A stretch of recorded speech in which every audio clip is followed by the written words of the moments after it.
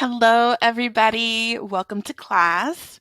My name is Teacher Shaniqua, and I am going to show you how to take the frustration out of solving long division. If you're in this class today, it's because you have already started practicing division and long division, as well as multiplication. I'm going to show you some tips and tricks that I used when I was learning long division, and I've used them all these years. They have been very helpful for me, and I hope that they will be very helpful for you too. So we're going to go to the board. When we divide, I always start with this silly sentence. The sentence is dangerous monkeys swing backwards. Now, some people learn daddy, mommy, sister, brother, or does McDonald's sell burgers? You can make any silly sentence you want to help you remember the 4 steps, which are D, divide, M, multiply, S, subtract, and B, bring down. Now, if you need me to write those steps down for you, I will type them over here.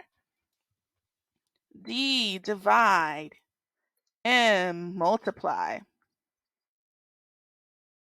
Let's stretch this out a little bit further. There we go.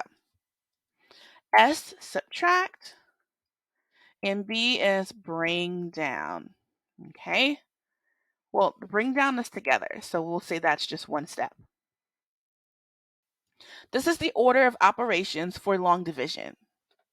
So we're going to start with a problem like 52 divided by 4. Now, before we solve the problem, remember that each of these sets of numbers has their own name. So the 52 is called, do you remember? Yes, very good. The 52 is the dividend. This is the number we're going to break down. This is the number that we're dividing. What's the name for the 4? What do we call that? Yep, you're right. Good job.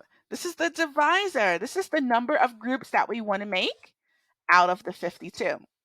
And there's even a name for our answer. What do we call our answer? You got it. Our answer is the quotient. So basically what this means is we had, what's your favorite food? Apples? Wow, you have such a healthy favorite food. That's awesome.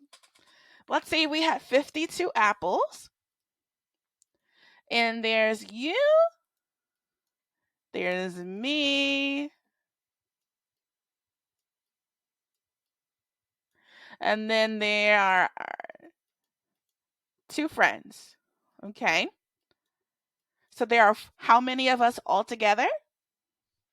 4. Very good. Now let's say we had 52 apples. We want to make sure that everyone gets the same number of apples. It would not be fair if I got more than you, or if one of your friends had more than you, or if you had more than one of them, right? So what we're going to do first is go through the 4 steps. D, divide. Every time we divide, we're going to ask a question. Our first question for our first D is, how many times does 4 go into 5? So you can start actually thinking about your multiplication, and you can start writing out your multiplication for 4. Yep, you got it already. Very good. Yes, you're exactly right. 4 only goes into 5 one time, but where do we put our answer? Very good. And I'm glad that you noticed that there's an arrow going up in D, because when we divide, our answer goes at the top. Absolutely right. Yes.